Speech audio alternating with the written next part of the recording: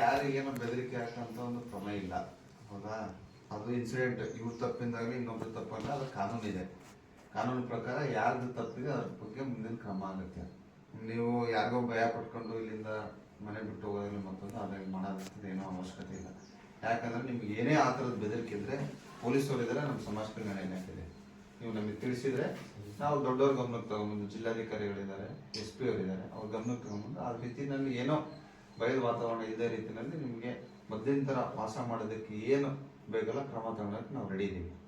ನೀವು ನಂಜುಮವ್ರವ್ರು ಇದ್ದಾರೆ, ಬೇರೆಯವರೆಲ್ಲ ಇರ್ತಾರೆ, ಕೋಣೆ ಇಟ್ಟು ಮಾಡ್ತಿರ್ತಾರೆ, ಹೌದಾ? ಆ ರೀತಿಯಲ್ಲಿ ಯಾವುದೇ ಇದಕ್ಕೂ ನಾವು ಆಸ್ಪದ ಕೊಡಲ್ಲ. ಒಂದೇನು ಹೌದಾ? ಆ ಥರ ಯಾರಾದರೂ ನಿಮ್ಗೆ ಈ ಇನ್ಸಿಡೆಂಟ್ ಆದಮೇಲೆ ಮತ್ತೆ ಬೆದರಿಕೆ ಹಾಕಿ, ಇಲ್ಲ ನೀವು ಕೇಸ್ ವಾಪಸ್ ತಗೊಳ್ಳಿ, ಇಲ್ಲ ನೀವು ಏನಾದರೂ ನಮ್ಮ ಮಗೇನೋ ಸ್ಟೇಟ್ಮೆಂಟ್ ಕೊಟ್ಟರೆ, ನಮ್ಮ ಹೆಸರು ಬರ್ಸ್ಬಿಟ್ರೆ ನಿಮ್ಗೆ ಹಂಗೆ ಮಾಡ್ಬಿಡ್ತೀವಿ, ಹಿಂಗೆ ಮಾಡ್ಬಿಡ್ತೀವಿ, ಆ ಥರ ಏನಾದರೂ ಭಯಪಡಿಸೋದಿದ್ರೆ ನೀವು ಇಮಿಡಿಯೇಟಾಗಿ ನಮ್ಮ ಗಮನಕ್ಕೆ ತೊಗೊಂಬರ್ಬೇಕು, ಪೊಲೀಸವ್ರ ಗಮನಕ್ಕೆ ತೊಗೊಂಬರ್ಬೇಕು. ಯಾವುದೇ ರೀತಿಯ ಭಯ ಪಡೋದ ಅವಶ್ಯಕತೆ ಇಲ್ಲ. ಒಂದನೇದು. ಎರಡನೇದು, ಅವ್ರು ಏನು ಟ್ರೀಟ್ಮೆಂಟ್ ಹೇಳಿದಾರೆ ಪೊಲೀಸವರು ಅದನ್ನು ಕರೆಕ್ಟಾಗಿ ಫಾಲೋಅಪ್ ಮಾಡಿ, ಇಮಿಡಿಯೇಟಾಗಿ ರಿಕವರಿ ಆಗಲಿ. ಈಗ ನೋಡಿ, ಅವ್ನು ಡಿಸ್ಚಾರ್ಜ್ ಆಗಿ ಬರ್ತಿದ್ದಾರೆ, ನೀವು ಮನೇಲಿಲ್ಲ, ಹೌದಾ? ನೀವು ಮನೇಲಿದ್ದರೆ ಏನು ಇಮಿಡಿಯೇಟ್ ಆಗಬೇಕು, ಏನೋ ನಿಮ್ಮ ಕೈಯಿಂದ ಮಾಡಿದ ಒಂದು ಊಟ ತಿಂದರೆ ಅದೇ ರಿಕವರಿ, ಹೌದಲ್ವಾ? ಕರೆಕ್ಟಾಗಿರೋ ಮೆಡಿಸಿನ್ಸ್ ಇಮಿಡಿಯೇಟಾಗಿ ಕೊಡಿ. ಆಮೇಲೆ 5 ದಿನ ಆದಮೇಲೆ ಬರೋಕ್ಕೆ ಹೇಳಿದಾರಂತ, ಅಲ್ಲಿ ತೋರಿಸಿ ಅವ್ರೇನೋ ಮೈಸೂರಿಗೇನೋ ಎಲ್ಲೋ ರೆಫರ್ ಮಾಡ್ತೀವಿ ಅಂತ ಹೇಳಿದಾರಂತೆ, ಚೆಕ್ ಮಾಡ್ತೀವಿ.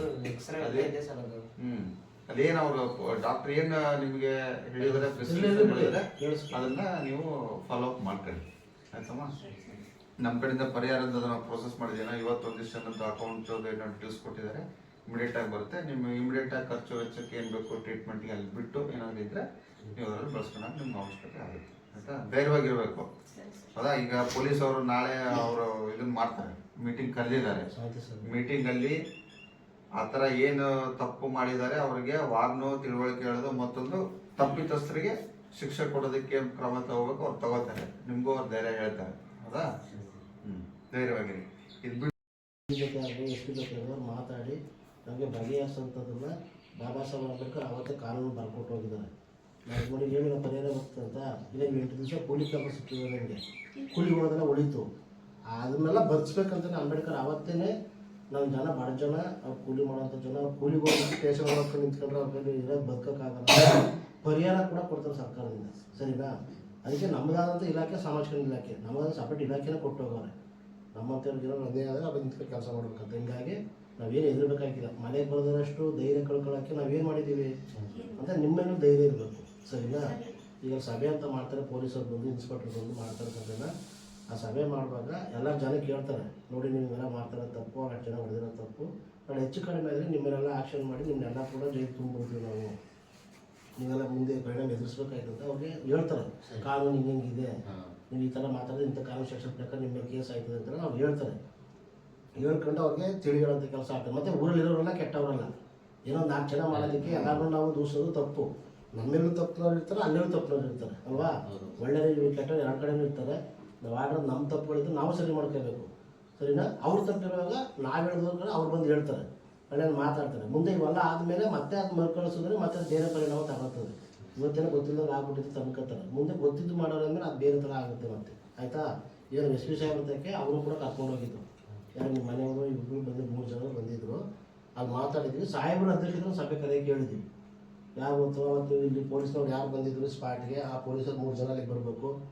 ಸಂಬಂಧಪಟ್ಟ ಇನ್ಸ್ಪೆಕ್ಟರ್, ಸಬ್ ಇನ್ಸ್ಪೆಕ್ಟರ್ ಶಿವಳ್ಳಿ ಅವರು, ಮತ್ತು ಕೆರಗೋಡು ಇನ್ಸ್ಪೆಕ್ಟರ್, ಕೆರಗೋಡು ಇನ್ಸ್ಪೆಕ್ಟರ್ ಅವರ ಬರಬೇಕು. DSP ಅವರು ಏನು ಕ್ರಮ ತಗೊಂಡಿದ್ದು SP ಅಧ್ಯಕ್ಷರು ಸಭೆ ಕರೆ ಕೇಳಿದ್ವಿ. ಇನ್ನು 3 ದಿನ ಕರಿತೀವಿ ಅಂತ ಹೇಳೋರು ಅವರು. ಇನ್ಸ್ಪೆಕ್ಟರ್ ಫೋನ್ ಮಾಡಿದ್ರು, ನಾಳೆ 11 ಗಂಟೆ ಮೀಟಿಂಗ್ ಇರೋದ್ರಿಂದ ಅದು ಮುಗಿಸ್ಕೊಳ್ಳಿ ಆಯಿತು ಅಂತ ಡೇಟ್ ಹೇಳ್ತೀವಿ ನಿಮಗೆ ಅಂತ ಹೇಳಿದ್ದಾರೆ. SP ಆಫೀಸ್ನ ಕರಿಬೇಕಂತ ಹೇಳಿದ್ದೀವಿ. ಸರಿನಾ? ಅಲ್ಲೂ ಬಂದು ನಾವೆಲ್ಲರೂ ಹೇಳ್ಕೊಳ್ಳೋಣ. ಮತ್ತೆ ನೀವು ಅವತ್ತು ಕೊಟ್ಟಿರೋಂಥ ಕಂಪ್ಲೇಂಟ್ ಒಳಗಡೆ ಏನು ವ್ಯತ್ಯಾಸಗಳಾಗಿದ್ದಾವೋ ಅದನ್ನ ಮತ್ತೆ ಬರ್ಕೊಡ್ಬೋದು. SP ಸಾಹೇಬ್ ಹೇಳಿದ್ದಾರೆ. ಆ ಥರ ಏನಾದ್ರು ಇದ್ದರೆ ಅದನ್ನು ಬರ್ಕೊಡಿ ಅಂತ ಹೇಳಿದ್ದಾರೆ. ಆ ಸಭೆ ಮುಗಿದ್ಮೇಲೆ ನಾವು ಮಾತಾಡ್ಕೊಂಡು ಮಾಡೋಣ. ಮತ್ತು ನಮ್ಗೆ ಏನೇ ಒಂದಾದರೂ ಕೂಡ ನಮ್ಮ ಕಡೆ ನಾವು ಆಡೋ ಮಾತು ನ್ಯಾಯಬದ್ಧವಾಗಿ ಇರ್ಬೇಕು. ದೇಶ ಇಟ್ಕೊಂಡು ಏನೋ ಇಟ್ಕೊಂಡು ಎದುರಿಸೋ ಮಾತು ಆಗ್ಬಾರ್ದು, ಆಯಿತಾ? ಯಾಕಂದರೆ ನಮ್ಮ ಆತ್ಮಸಾಕ್ಷಿ ಒಂದು ಇರ್ತದೆ. ನಾವೇನೇ ಮೇಲ್ಗಡೆ ಬಾಯಿಂದ ಅನ್ಯಾಯ ಮಾತಾಡಿದ್ರೆ ನಮ್ಗೆ ಅವರ ಮನಸ್ಸು ಹೋಗ್ಬೇಕು. ಅವ್ನು ಎಂಥವನು ಯಾರೇ ಆಗಿರಲಿ, ಅವನ್ನ ನಾವು ಹೇಳ್ತೀವಿ ಅಂದರೆ ಅದ್ರ ಸತ್ಯ ಇರಬೇಕು. ಸತ್ಯವನ್ನು ಬಿಟ್ಟು ನಾವು ಬೇರೆ ಮಾತಾಡೋಕೆ ಹೋಗ್ಬಾರ್ದು, ಆಯಿತಾ? ನೀವು ಯಾರು ಧೈರ್ಯವಾಗಿರಿ. ನಾವೇನೀಗ ಪೊಲೀಸರು ಮನೆಗೆ ಹಾಕೊಂಡು ಕೂತಾರೆ ಬಂದು, ಯಾಕೆಂದರೆ ಇದನ್ನೆಲ್ಲ ಕೂಡ ಕಾನೂನು ನಮ್ಗೆ ಅವಕಾಶ ಇದೆ. ಅವತ್ತೇನೋ ಆಗಿರ್ಬೋದು, ಅತ್ತಚೂರು ಆಗಿರ್ಬೋದು. ನೀವು ಎದುರ್ಕೊಂಡು ಈಗ ನೀವು ಸಂಕ್ರಾಂತಿ ಹಬ್ಬ ಜೋರಾಗಿ ಮಾಡ್ತೀರಾ ಇಲ್ವಾ ಅಮ್ಮ? ಸಂಕ್ರಾಂತಿ ಹಬ್ಬ ಜೋರಾಗಿ ಮಾಡೋದು ಹಾಂ. ಮತ್ತು ಈಗ ಹಬ್ಬನೇ ಬಿಟ್ಬಿಟ್ಟು ಕೂತಿದ್ರಿ ಅಂದರೆ ನಿಮ್ಗೆ ಎಷ್ಟು ನೋವಾಗಿತ್ತು ಅನ್ನಿಸ್ತದೆ. ಹಬ್ಬನೇ ಮಾಡ್ದಂಗೆ ಬೇಡ ಅಂತ ಕೂತಿರಂದ್ಮೇಲೆ, ಯಾಕಂದ್ರೆ ಹಿರಿಯರಿಗೆಲ್ಲ ಸರ್ ಈಗ ಭಾಳ ಸೆಂಟಿಮೆಂಟ್ಸ್ ಅಲ್ಲಿ ಇದು ಈ ಹಬ್ಬ. ಯಾಕಂದ್ರೆ ನಮ್ಮ ಮನೇಲಿ ಕೂಡ ನಮ್ಮ ತಂದೆ ತಾಯಿ ಮಾಡಿದ್ ನಮ್ಗೆ ಗೊತ್ತು. 4-5 ದಿವಸ ಸರಿ. ತಮಿಳ್ನಾಡಲ್ಲಿ 5 ದಿವಸ ಹಾಂ. ಇದು ಯಾವುದೋ ಬ್ರಾಹ್ಮಣವಾದ ಇದು ನ್ಯಾಚುರಲ್ ಹಬ್ಬ. ಹೂಗಳು ಸೊಪ್ಪನ್ನ ಕಿತ್ಕೊಂಡ್ಬಂದು ಮನೆ ಪೂಜೆ ಮಾಡೋಂಥ ಹಬ್ಬ.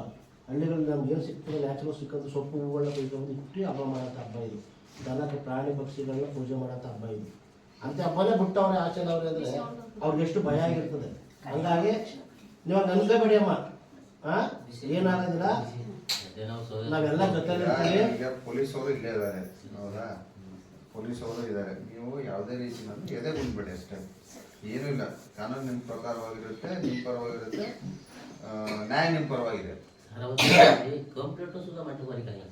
ಒಂದು ನೋಡಿ ಮೇನ್ ಎಲ್ಲ ನಮಗೆಲ್ಲ ಕಳೆ ಮಾಡ್ತೀವಿ ಮಿಡ್ಲೇ ಕೆಟ್ಟೋಗುತ್ತೆ. ಕಂಪ್ಲೇಂಟ್ ಯಾವ ಥರ ಬೆಳೆಸ್ಬೇಕು ಹೌದು ಸರ್.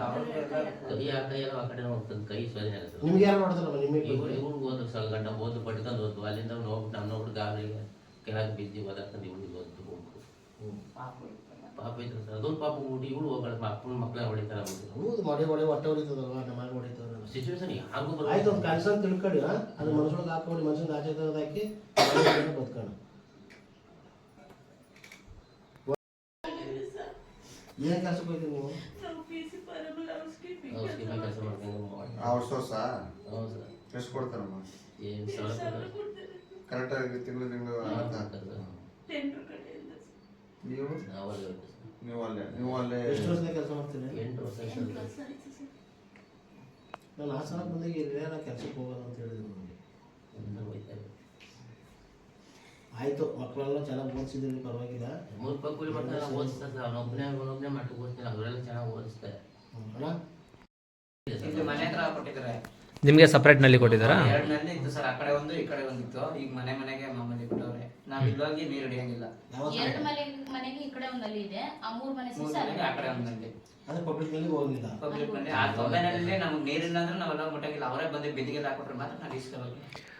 ತೊಂಬೆನಲ್ಲಿ ಎಷ್ಟಿದೆ ಅದು?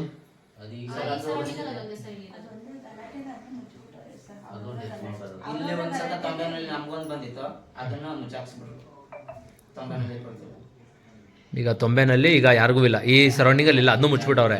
ಹೋಗಿ ಚಿಕ್ಕ ವಯಸ್ಸಲ್ಲಿ ಒಂದ್ಸತ ನಾನು ಮುಟ್ಟಿದ್ರಿಂದ ಎಲ್ಲ ಕಣ್ಣು ನಮ್ಮ ಮೇಲೆ. ಈಗೇನು ತೊಂಬೆನಲ್ಲಿ ಅವಶ್ಯಕತೆ ಇದೆಯಾ ನಿಮ್ಗೆ ಇಲ್ಲಿ? ಇಲ್ಲ ಸರ್, ಏನಿಲ್ಲ. ಅಂದ್ರೆ ಆಗಿಂದ ಹಿಂಗೆ ಬಂದ್ಬಿಟ್ಟೈತೆ ನಮ್ಮೂರಲ್ಲಿ. ಎಲ್ಲ ಜೀತ 25 ವರ್ಷ ಜೀತನೇ. ಈಗಷ್ಟೇ 8 ವರ್ಷದಿಂದ ಬೇಸಿ ಬರಲ್ಲ. ಇಲ್ಲಿ ಒಂದು ಮುಂಚೆ ಏನ್ ಕೆಲಸ ಮಾಡ್ತಿದ್ದೆ? ಗದ್ದೆ ಕೆಲಸ ಮಾಡ್ತಿದ್ದೆ, ಕಬ್ಬು ಕಡಿಯೋದು, ನಾಟಿ ಹಾಕೋದು, ಕಳೆ ಕೀಳೋದು. ನಿಮ್ ತಾತಲ್ಲಿ ಯಾರು ಮಾಡಿದ್ರು ದನ ಕಾಯಕ್ಕೆ ಇದ್ಕೊಂಡಿದ್ದು ಹಾಗೆಲ್ಲ ಅವರೆಲ್ಲ ಇದ್ರು ಸರ್. ಇವ್ರು ಇತ್ತೀಚೆಗೆ ಹೋಗ್ತಾ ಇಲ್ಲ, ಹಂಗಾಗಿ ವಿಚಾರ ಗೊತ್ತಾಗ್ಬೇಕಲ್ಲ ಅಂತ ಕೇಳ್ತೀನಿ. ಯಾಕಂದ್ರೆ ಪರಿಸ್ಥಿತಿ ಹೆಂಗಿತ್ತು, ಒಂದು 20-30 ವರ್ಷಕ್ಕೆ ಯಾವ ರೀತಿ ಬದಲಾವಣೆ ಆಗಿ ಮತ್ತೆ ಅಷ್ಟು ಖುಷಿ ಕೂತ್ಕೊಳ್ತಿದ್ದಾರೆ. ನಾವೆಲ್ಲ ಸ್ವಲ್ಪ ಹೋದ್ಮೇಲೆ ನಮ್ಮ ತಂದೆಯನ್ನ ಜೀತಿಂದ ಬಿಡಿಸ್ತು ಈ ಕಡೆ ಬಂದು ಕೂಲಿ ಕೆಲಸಕ್ಕೆ. ಇನ್ನೇನು ಸಮಸ್ಯೆ ಇದೆ ಸದ್ಯಕ್ಕೆ ಈಗ ನಿಮ್ಗೆ ಇಲ್ಲಿ? ಅಷ್ಟೇ ಸರ್, ನಮ್ಮ ಮೇಲೆ ಕಟ್ಟೆ ಮೇಲೆ ಕೂರಂಗಿಲ್ಲ, ಈ ಕಡೆ ಹತ್ರ ನಾವು ಬಂದು ಬಟ್ಟೆ ಒಗೆಯಂಗಿಲ್ಲ. ಎಲ್ಲಿ ಬಟ್ಟೆ ಎಲ್ಲಿ ಹೋಗ್ತೀರ ಮತ್ತೆ? ಬಟ್ಟೆ ಈ ಕಡೆ ಒಂದು ಮನೇಲೆ ಸಪ್ರೇಟ್ ಐತೆ. ಹೋಗ್ತೀವಿ ಸರ್, ಇವಾಗ ಕಾಲುವೆಗೆ ಹೋಯ್ತಾ ಇಲ್ಲ, ಕೈ ರೇಟ್ ಅಂತ. ಅವನೇನ್ ಹೇಳ್ತಾ ಇರೋದಂತಂದ್ರೆ ಆ ಕಡೆ ಈ ಕಡೆ ಇದೆಲ್ಲ ಆ ಕಡೆ ಅದಕ್ಕೆ ಐತೆ design ಸರ್, ಹೋಗ್ತಾರಲ್ಲ, ಅಲ್ಲಿ ಅದನ್ನೆಲ್ಲ ಹೋಗ್ಬಾರ್ದು ನಾವು ಮಾಡ್ತಾರೆ. ಹೋಗಿ ಮುಟ್ತೀವಿ ಮಾಡ್ತೀವಿ ಅನ್ನೋದ್ರಿಂದನೇ ನಮ್ಮೂರವ್ರಿಗೆ ಕಣ್ಣು, ಓಹೋ ಇವನ್ ಹಬ್ಬ ಬಂದ್ ಮಾಡ್ತಾನೆ, ಇವನ್ ಹಬ್ಬ ಬಂದ್ ಮುಟ್ತಾನೆ, ಇವನ್ ಏನಾರು ಮಾಡಿ ಬಿಡ್ಬಾರ್ದು ಅಂತ. ಹೇಗೆಲ್ಲ ಸರ್, ಸರ್ ಬನ್ನಿ. ಎಲ್ಲ ಮಾಡಕ್ಕಾಗಲ್ಲ. ನೀವು ಕಾಂಟ್ಯಾಕ್ಟ್ ಮಾಡಕ್ ಹೇಳಿ ಸರ್. ಈಗ ಕಾವಲೆ ಬಟ್ಟೆ ಕೊಡಲ್ವಾ? ಅಂದ್ರೆ ಕಾಲೇಜೇ ಈ ಕಡೆ ಸೈಡ್ ಹೋಗಿಬೋದಲ್ಲ, ಈ ಕಡೆ ಸೈಡ್ ಹೋಗಿಲ್ಲ. ಸರ್ ಅವ್ರಿಗೆ ಬೇರೆ ಐತೆ, ನಮ್ಗೆ ಈ ಕಡೆ ದನ ಕರ ತೊಳೆಯುವಲ್ಲ, ಆ ಕಡೆ ಮಾಡ್ತಾರೆ. ದನ ಕರ ತೊಳೆಯೋ ಕಡೆ ನಾವು ಮಾಡ್ಕೋಬೇಕು. ಅಲ್ಲಿ ಅವ್ರು ಹೋಗಿದ್ದಾರೆ, ನಾವು ಹೋಗಿರ್ತೀವಿ. ಅವ್ರು ಹೋಗ್ದಾಗ ನಾವು ನಾವು ಸರ್ ಸ್ವಲ್ಪ ನಮ್ಗೆ ಮೇಲೆ ದುರುಪಯೋಗ ಎತ್ಕೊಂಡು ಬಟ್ಟೆಯ ಕೂಡತ್ತಾಗ ಅವ್ರ ಹಂಗಿಲ್ಲ, ನಾವು ಹಿಂಗೆ ಏನ್ ಮಾಡಿದ್ರೆ ನಾವು ಇಲ್ಲೇ ಹಾಕತ್ತೀವಿ. ಅದು ಅದ್ರ ಬಗ್ಗೆ ನಾವು ಸರ್ ಅಲ್ಲೇ ಹೋಗಿ ನಾವು ಮಾಡ್ಬೇಕು, ಅಲ್ಲೇ ಇಟ್ಕೋಬೇಕು, ಅಲ್ಲೇ ಮಾಡ್ಬೇಕು ಹಿಂಗಿಲ್ಲ ಹಿಂಗಿಲ್ಲ. ನಾವು ಕೂತಿದ್ದಾಗ ಕೊಡ್ಬೇಕು ಅವೆಲ್ಲ ಇಲ್ಲ ಸರ್. ಈಗ ಅವ್ನು ತಪ್ಪು ಮಾಡಿದ್ರೆ ಸರ್, ಅವ್ನು ತಪ್ಪಿದ್ರೆ ಅವನ ಕಂಡು ಅವ್ನ ಕೇಸ್ ಹಾಕಿ ಅವ್ನಿಗೆ ಗೌರವ ಜರುಗಿಲಿ. ಊರೆಲ್ಲ ಸೇರ್ಕೊಂಡು ಹೊಡೆದು ನೋಡಿ, ಇಂಥವೆಲ್ಲ ಮಾಡಿದ್ರು ಬೇಜಾರು ಸರ್ ನಮಗೆ. ಹಂಗಂದ್ಬಿಟ್ಟು ಹುಡುಗ ಮಾಡಿರೋದು ನಾವು ಸರಿ ಅಂತ ನಾವು ಒಪ್ಕೊಳಕ್ಕೆ ಮಾತಾಡೋಕೆ ಯಾರು ಬಂದಿಲ್ಲ. ಆ ಸಂಪೆ ಇದರಲ್ಲಿ ತೊಂಬೆನಲ್ಲಿ ನೀರು ಮುಟ್ಟು ಮಾಡಿದ್ರೆ ಪಬ್ಲಿಕ್ನಲ್ಲಿ ಸರ್, ಅದು ಕಾಲುವೆ ನೀರು ಯಾರ್ದು? ಕನ್ನಮಾಡಿ ಕಟ್ಟಿದವ್ರು ನಾವು ಸರ್, ಕನ್ನಮಾಡಿ ಕಟ್ಟಿದವರು. ಕನ್ನಮಾಡಿ ಕಟ್ಟುವಾಗ ಕಲ್ಲು ಬಿದ್ದು ಸತ್ತವ್ರು ನಾವು ಸರ್. ಸತ್ತಾಗ ಏನು ಅಂತ ನಮ್ಗೆ ಹೇಳಿದ್ರು, ಸ್ವರ್ಗಕ್ಕೆ ಸೇರ್ತೀನಿ, ಕನ್ನಮಾಡಿ ಕಟ್ಟೆ ಕೇಳಿ ಸತ್ತೋಗಿದ್ರೆ ಸ್ವರ್ಗಕ್ಕೆ ಹೋಗ್ತೀನಿ ಯಾರಕ್ಕೆ ಅಂತ ಹೇಳಿ ನಮ್ಗೆ ಒಪ್ಪಿಸಿ ಕಟ್ಟೆ ಕಟ್ಸ್ಕೊಂಡು ಸರ್ ನಮ್ಮ ಕೈಲಿ.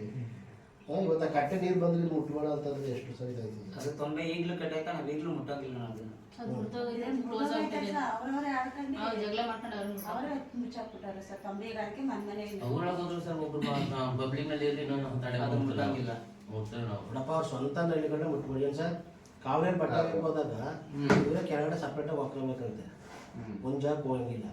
ಇದು ಸರ್ ನಮ್ಗೆ ಹೋಗುವಾಗ ವಿಚಾರ. ಹುಡುಗ ತಪ್ಪು ಮಾಡಿ ಯಾವ್ದು ಇಲ್ಲೆಲ್ಲಿದಲ್ಲ ಅದನ್ನು ಮುಟ್ಟಂಗಿಲ್ಲ ಪಬ್ಲಿಕ್. ಅದು ಅದು ಮೆಟ್ಲು ವ್ಯವಸ್ಥೆ ಇರೋದು ಅವ್ರ ಊರೊಳಗಡೆ ಇರೋದು. ಅದೇ ಆ ಕಡೆ ಸಪ್ರೇಟ್ ಅಸಹಕಾರ ತೊಳೆಯಕ್ ಮಾಡಿರಲ್ಲ, ಅಲ್ಲಿ ನಾವು ತಗೋಬೇಕು. ಇದು ನಾವು ಪ್ರಶ್ನೆ ನಿಂತ್ಕೊಳ್ಳೋದು. ನಾವು ಇನ್ನೇನು ಅನ್ನೋ ದ್ವೇಷ ಅಲ್ಲ, ಮನ್ಸೊಳಗೆ ಆ ಥರ ವಿಷದ ಬೀಜ ಇಟ್ಕೊಂಡವ್ರಲ್ಲ. ಇದನ್ನೆಲ್ಲ ನಾಳೆ ಸರ್ ಸಾಕು ಸಾಕು ಕಾಮನ್ ಪ್ಲೇಸಸ್ಗಳಲ್ಲಿ ಎಲ್ಲರಿಗೂ ಮುಕ್ತ ಅವಕಾಶ. ನಾವು ಅವ್ರಿಗೆ ಯಾರಿಗೆ ತಲುಪಿಸ್ಬೇಕು ಆ ನಿಟ್ಟಿನಲ್ಲಿ ತಲುಪಿಸ್ತೀವಿ. ಹಂಗೂ ವಿರೋಧ ಏನಾದ್ರು ಮಾಡಿದ್ರೆ ಏನಿಲ್ಲ ಅಂಥವ್ರ ಮೇಲೆ ನಾವು ಮತ್ತೆ ನಿರ್ದಾಕ್ಷಿಣ್ಯ ಕ್ರಮ ಆಗುತ್ತೆ. ಯಾರಂಗಂತಾರೆ ನೀರು ಬಿಂದಿಗೆ ಹಿಡ್ಕೋಬೇಕಾ? ಅವರು ಬಿಂದಿಗೆಯಲ್ಲಿ ಹಿಡಿದ್ರೆ ನಮ್ ಬಿಂದಿಗೆಗೆ ಹಾಕ್ತಾರ. ನಾವು ಯಾವಾಗ ಅವಾಗಿಂದ ಹಂಗೆ ಇತ್ತು ಸರ್ ಇಲ್ಲಿ. ಈಗ ನಮ್ಗೆಲ್ಲ ನೀರು ನಮ್ಮ ತಂದೆಯವರು ಅಲ್ಲಿ ಓಡಾಡಿ ನೀರು ಬರೋತರ ಮಾಡಿಸ್ಕೊಂಡ್ರು. ನಮ್ ಬೀದಿಯವ್ರಿಗೆಲ್ಲ ಬರೋತರ ಹಿಂದೆ ಹಂಗೆ ಮಾಡ್ತಾ ಹಿಂದೆ ಇದ್ದಾರೆ. ಮಾಡ್ತಿದ್ರು ಸರ್, ಈಗಿಲ್ಲ. ಹಿಂದೆ ಅಂದ್ರೆ ನಾವೇ ಈಗ ಸ್ಕೂಲ್ ಬಿಟ್ಟು ಒಂದು 7-8 ವರ್ಷ ಆಯ್ತು. ನಮ್ ಬುದ್ಧಿ ಕಣ್ಣಾಗಿಂದ ಅದಕ್ಕೆ ಇತ್ತು. ಅಂದ್ರೆ ಈಗ ಎಲ್ಲಿಗೆ ಹೋದ್ರೆ ಇವಾಗ ಹೇಳ್ತಾರೆ ಇವ್ರು ಹೋಯ್ತಾ ಇಲ್ಲ, ನಮ್ಮ ಮೈದಾನ ನೋಡ್ತಾರೆ. ಮನೆಗೆಲ್ಲ ಈಗ ಪಕ್ಕದಲ್ಲೇ ಅದ ಸರ್, ಅಲ್ಲಿ ತಕ್ಕ ನಾವು ಹೋದ್ರೆ ಇಲ್ಲಿ ಹಿಡಿಬೇಡ ಮಾತೇ ಗೊತ್ತವ ನಾಳೆ ಅದನ್ನ ಜಸ್ಟ್ ಮಿಸ್ ಇಟ್ಬೇಕಾಗಿಲ್ಲ.